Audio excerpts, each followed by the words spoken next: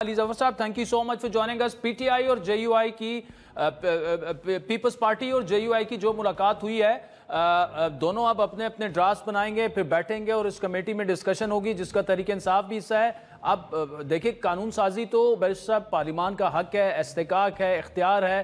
PTI को एतराज़ क्या है? दूसरा ये बताइए कि वो क्या चीज़ें हैं जो अगर हो जाएं, ये जो भी ड्राफ्ट वगैरह बन रहा है, तो तरीके इंसाफ भी इसकी हिमायत कर देगी। जी देखें, पहले काफ़ी हफ्ते से हुकूमत के जितने अराकीन थे, मिनिस्टर्स भी थे, उनसे जब आप लोग पूछते थे कि कोई पैकेज आ रहा है, कोई आईनी पैकेज तैयार हुआ है जी, तो वो उसको टोटल डिनाई करते थे, उसको कहते थे बिल्कुल नहीं।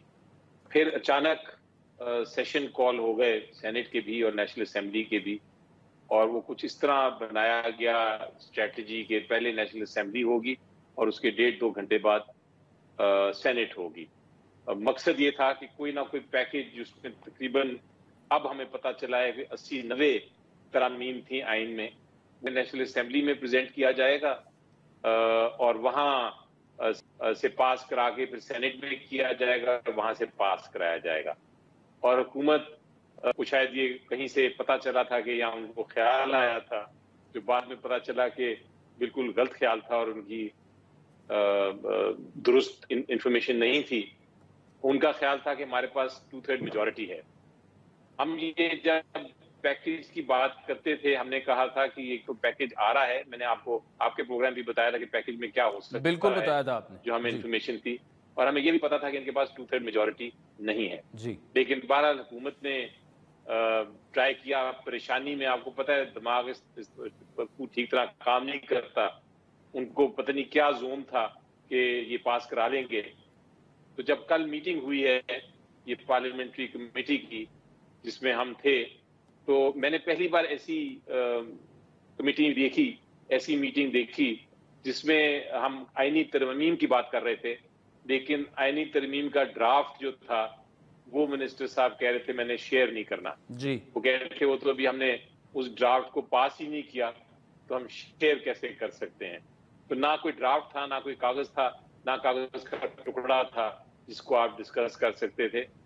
इसलिए वो लग रहा था कि हुकूमत परेशान है, वो हार चुकी है, नाकाम हो चुकी है ये अमेंडमेंट्स लाने में, और अब सिर्फ फेस सेविंग कर रहे हैं ये पार्लियामेंट्री कमेटी की मीटिंग करके।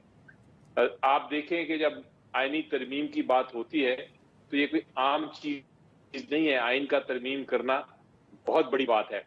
जो 1973 का आइन बना था उस पर सारी पॉलिटिकल पार्टीज का कंसेंसस था और वो अरसा लगा था। जो 18वीं तरमीम थी उसमें एक पार्लियामेंट्री कमेटी बनी थी, उसकी जितनी मेंबर्स थे, जितने पार्टीज थी उसके मेंबर थे, और उसने 70 से ज्यादा मीटिंग्स की थी, तकरीबन 80 मीटिंग्स की थी। 5-5, 6-6 घंटे की मीटिंग एक थी, तो 550 घंटे की डिलिब्रेशन थी। उन डिलिब्रेशंस के बाद हर शिक को जो मुख्तलिफ पार्टी के मेंबर्स थे वो अपनी अपनी पार्टीज के पास लेके जाते थे, वहां पार्टीज के पास डिस्कस करते थे, और फिर फाइनली 18वीं तरमीम हुई। तो ये 80 से ज्यादा अमेंडमेंट्स जो रातों रात पास करने की कोशिश कर रही थी हुकूमत, ये तो एक फार्स है, ये तो बिल्कुल एक मजायका खेज बात है कि वो इस तरह की बात सोच भी रहे थे, और इसीलिए उनको नाकामी हुई और सख्त नाकामी हुई। बल्कि लोग तो कह रहे हैं कि उनकी नाअहली साबित हो गई कि ये कैसी हुकूमत है, ये हुकूमत क्या चलाएंगे, वो तो कानून साजी नहीं कर पा रहे, तो हुकूमत चलाना तो बड़ी दूर की बात है, मईशत को दुरुस्त करना तो बड़ी दूर की बात है। और वाकई ये साबित होता है जिस किस्म का इन्होंने ये किया है।